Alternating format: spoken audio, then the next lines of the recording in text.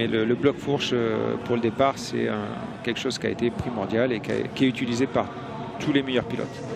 On revoit le casque aussi à Haro d'Antonio Caroli, qui a son Caroli sur le côté, ainsi que Marvin. Donc une petite touche personnelle.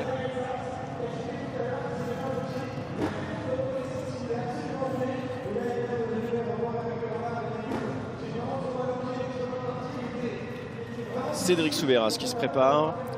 Et une finale SX1 de 10 minutes plus un tour. Voilà le programme pour cette ultime manche.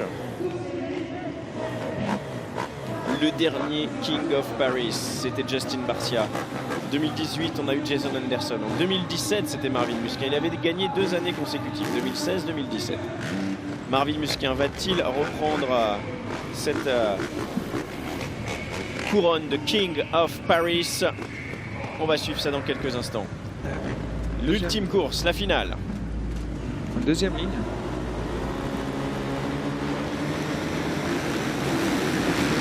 C'est parti pour 10 minutes et un tour, la finale du Supercross de Paris avec Marvin Musquin à l'intérieur. Thomas Ramette qui est super bien parti en deuxième position. Cédric Soubeyras également, nos 3 Français aux 3 premières places. Musquin, Ramette, Soubeyras et Justin Brayton qui attaque tout de suite, il est 4e. Antonio Caroli pour partir en deuxième ligne. 5e. Ouais, super. C'était la bonne idée. Kiroli a choisi la bonne idée. L'intérieur, même en deuxième ligne, il est 5e. Super.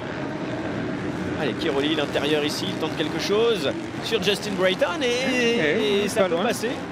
Et l'extérieur, non, c'est pas possible. Brayton avait l'avantage.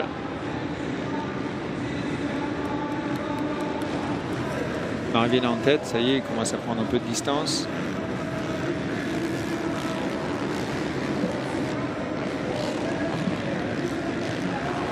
Une petite erreur en sortie de virage. Soubeyras qui est bien. Et Caroli qui commence, c'est 4e. Il revient. Il est très bien dans cette manche, Caroli. On l'a titillé tout à l'heure en lui disant que c'était sa manche. C'était maintenant que le pilote de Grand Prix allait pouvoir parler. Mais regardez. C'est son dernier souvenir aussi. Hein. Tout à fait. Il est en train d'en profiter à fond.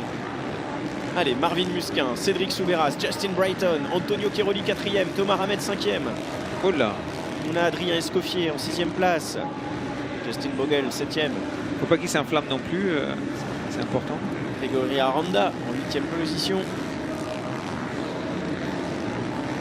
Quand même, on a un Antonio Caroli qui n'a pas roulé un Supercross depuis de nombreuses années. Et il est capable de venir, de faire des impulsions assises, en faisant des triples en sortie de virage.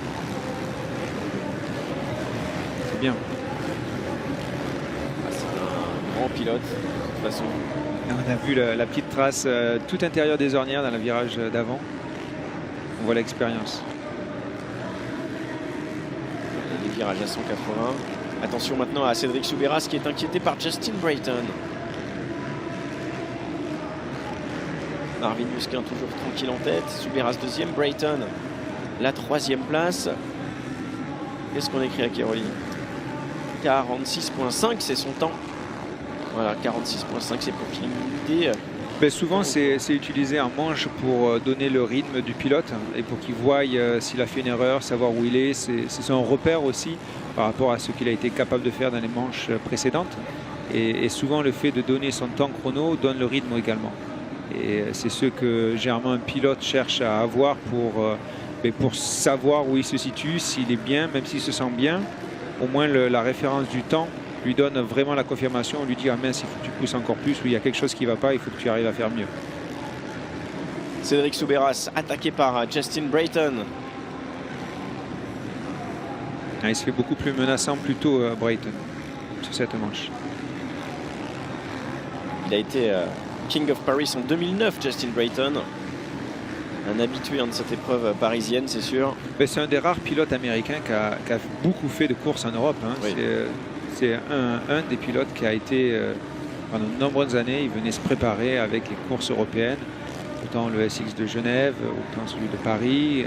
Et puis il a fait une superbe carrière aussi en Australie, où il a eu plusieurs titres australiens en Supercross. Et c'est vraiment un spécialiste. C'est sympa de le voir, qu'en fait il est sur sa fin de carrière. Il a 37 ans. Et ouais, mais il est de plus en plus performant. Il a gagné, il a commencé en Arena Cross. J'ai travaillé avec lui quand il était à ses débuts en Supercross. On avait travaillé quand il était en SX2. Et on a bien bossé, il a fait un beau pas en avant. Et après, bon, il a suivi, il a pris ses marques. Et aujourd'hui, c'est un pilote super, tête posée sur les épaules et qui sait ce qu'il fait et avec une belle technique. C'est assez impressionnant. Il va, là, en janvier prochain, en SX-US, il va attaquer sa 13e saison consécutive. Ouais, comme on disait, il a gagné sa première manche aux US à la 10e, 11e saison. Oui. Et d'ailleurs, il est devenu le plus vieux vainqueur d'une finale de SX-US. C'était le 10 mars 2018 à Daytona. Voilà, précisément. Et pas le circuit le plus facile. Allez, l'attaque maintenant de Justin Brayton sur Cédric Soubeyras. On voit il se décale sur les sorties de virage, il vient droite, gauche. Fini l'amusement, on va passer à l'attaque. Attention à Brayton qui fait une petite erreur ici. C'est un beau cours. ça fait mal aux chevilles. Vous notez comme ça les cours? C'est un beau cours. Ça, ouais, là, celui-là, il s'est bien arrêté. Là, les chevilles, elles en prennent beaucoup. Allez, Soubeyras, ça lui donne un petit souffle supplémentaire. Brayton était dans ses roues. Marvin Musquin ici, il jette un petit coup d'œil. Et Brayton, encore une fois, à l'attaque derrière Cédric Soubeyras. L'arrivée sur l'enchaînement. Il est solide, Cédric. Il garde bien ses traces. Il sait bien où il peut se faire passer, pas passer. C'est un pilote, de toute façon, Cédric, qui s'entraîne énormément, beaucoup de vélo. Il est bien sur ses jambes. Et il a les heures d'entraînement, autant en supercross que physique. Et il est solide. Une manche de 8 minutes, 10 minutes ne lui fait pas peur en supercross. Donc il va garder son rythme jusqu'au fond, jusqu'à la fin, au dernier tour. Et ça, c'est important, surtout quand tu as quelqu'un derrière qui te pousse, être capable de garder cette dynamique.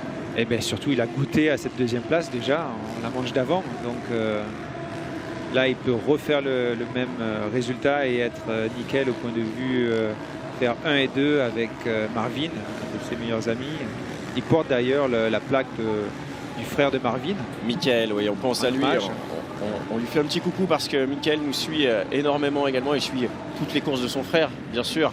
Et je suis sûr qu'aujourd'hui, il nous regarde sur Automoto la chaîne. Et Michael, on pense fort à toi. Et voilà, hommage à Michael, le numéro 85. Et nous aussi, on te fait un petit il arrive, Brayton. Allez, à l'intérieur, il se positionne. Non, ça ne sera pas ici. Attention aux attaques de Justin Brayton maintenant sur Cédric Soubeyras. On le voit, il cherche, il fait droite, gauche, il écarte, il revient. Il essaie de rester un peu du côté du brillant pour essayer d'avoir cette adhérence supplémentaire pour avoir la différence avec Cédric. On voit qu'il est un poil plus rapide. Il va se présenter encore. Il lui montre sa roue avant. Justin Brayton, et Cédric Soubeyras ne faiblit pas. Ça, c'est fort aussi. Parce qu'il pourrait être inquiété par Brayton. Eh bien non, il résiste, il est là, il suit ses lignes.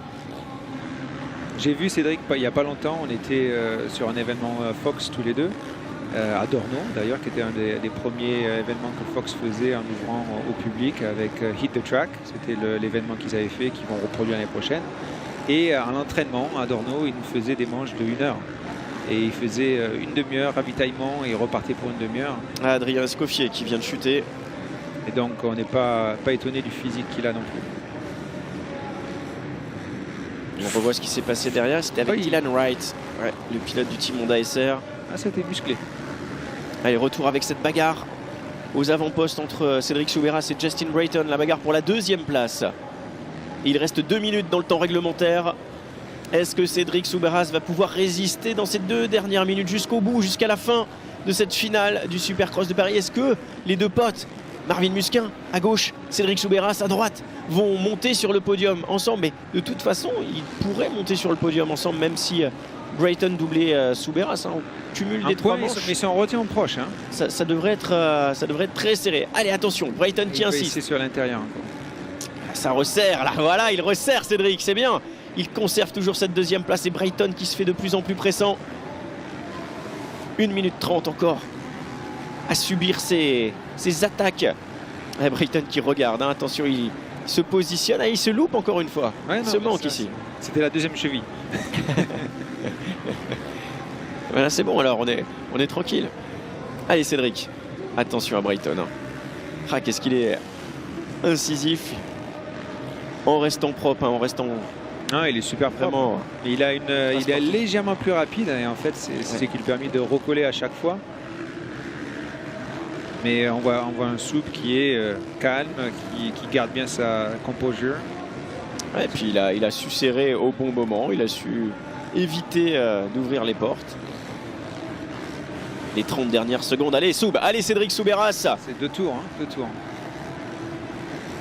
Marvin Musquin, Cédric Soubeyras, ça serait fort de les retrouver tous les deux, le rêve d'enfant qui deviendrait réalité. Tout à fait. Je pense que là on a un vrai scénario et il est beau ce scénario. Qui l'eût cru quand ils étaient ensemble en mini-vert de les retrouver sur le podium du Supercross de Paris aux première et deuxième place. Allez, Cédric Soubeyras, la deuxième place devant Brayton. Et 2 tours. Les 2 derniers tours maintenant. Et derrière, c'est Antonio Chiaroli qui est là, 4e. Regardez, la souris Chiaroli qui s'est faufilée et qui arrive comme ça pour nous surprendre. Il n'est pas si loin que ça, Antonio Chiaroli. Mais devant, attention, Brayton en le sachant que ce sont les 2 derniers tours. Il essaie de se positionner à l'intérieur. Il tente tout, Justin Brayton. Il va tout tenter dans ces 2 derniers tours maintenant. Attention, il ne faut pas laisser la moindre ouverture à Brayton. Cédric Soubeyras qui veut conserver cette 2e place qui est poussée par le public français. Le temps réglementaire est terminé. Là, il fait triple à chaque tour. Hein. Il gagne à chaque fois un peu sur Cédric. Le prochain passage, un tour. Vraiment, il est... Et devant Marvin Musquin à plus de 6 secondes et demie d'avance. Dernier tour. Allez. Cédric Soubeyras a réussi à tenir 10 minutes. Comme cela.